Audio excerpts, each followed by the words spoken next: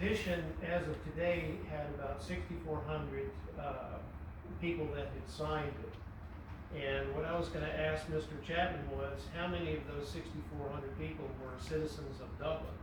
I highly doubt that very many of them were citizens of Dublin. I own the Captain Hardy Smith house, which is, you can see it from the front steps of City Hall. And I bought it 13 years ago. And it was not fit for living when I first bought it. Over the past 13 years, I have redone the house. I think I brought a wonderful addition to downtown Dublin. My property taxes doubled about 4 years ago, and I don't mind paying my taxes. My concern about the monument, besides the historical aspect, is if you look at Richmond, Virginia, where their mayor has torn down a lot of the Confederate statues, is the property values. Has anybody thought about that? That if you remove our monument, the property values in downtown Dublin may go down? I have people all the time coming to the house. I'm on a Georgia visitation site. People come by the house, they want to see it. If I'm not busy, I'll give them a tour. So that's a concern of mine. When I heard the city council talking earlier, it was all about taxes and money. Okay, well, I pay taxes. I pay my money. And I want to see the property value of my house keep going up. I don't want to see it go down.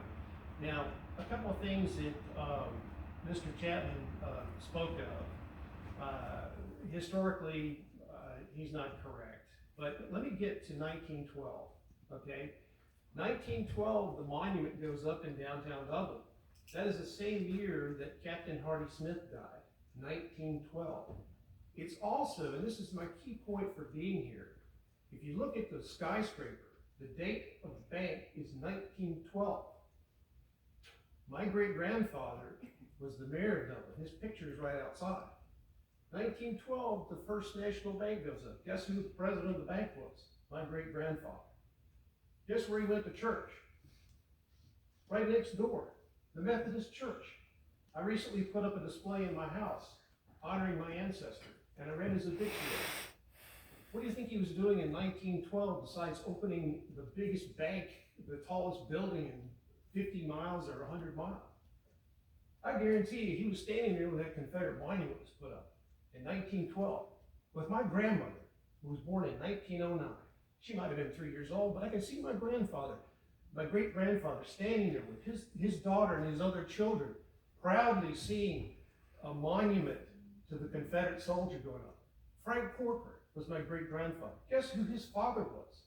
Stephen Alcestis Corcoran, who fought with the 3rd Georgia at Gettysburg. I wrote a book about him. I know my history. 1912. A great day for Dublin. And that monument's been up there since 1912. Oh, you want to talk about SB 77? The law, the state law on monuments and everything like that? Well, you see some towns in Georgia coming forward and doing stuff. But guess what's going to happen? The legal fees those cities are going to be paying. I don't want my taxes going up because y'all have got to pay lawyers to defend your actions. Okay? I promise you that if the city of Dublin, city council votes to remove the monument, there'll be a lawsuit slapped on your front step immediately. And it's going to cost a lot of money. Now, another thing about that monument, you know where it was first going to be put? At the courthouse. I wish Scott Thompson was here. But Scott even says that the foundation for the first place of the monument is still at the courthouse. Well, guess what they did? They didn't put it in front of the courthouse. Now, you could say that, okay, somebody's going to the courthouse, they see a Confederate statue, it could, prejudice a case or something like that. But the people of Dublin were smart. They put it downtown Dublin, Georgia. I think the monument is beautiful, and a lot of people that I know think it's beautiful, and it needs to stay. Mr. Chapman talked about monuments coming down. He talked about Roswell. I lived in Roswell for years. There's a monument there. You know what that monument is to? It's to the 400 women and children who were sent off north by Sherman. It doesn't have a Confederate soldier. There's nothing. How could you be offended by a monument to 400 women and children? The man that started this petition and all this kind of stuff, again, does not live in Dublin. He lives in Atlanta, okay? So sure, he was born here and all of that. What is he doing coming down here stirring up stuff? You know, race relations in Dublin are good. I'm from Atlanta. They're terrible.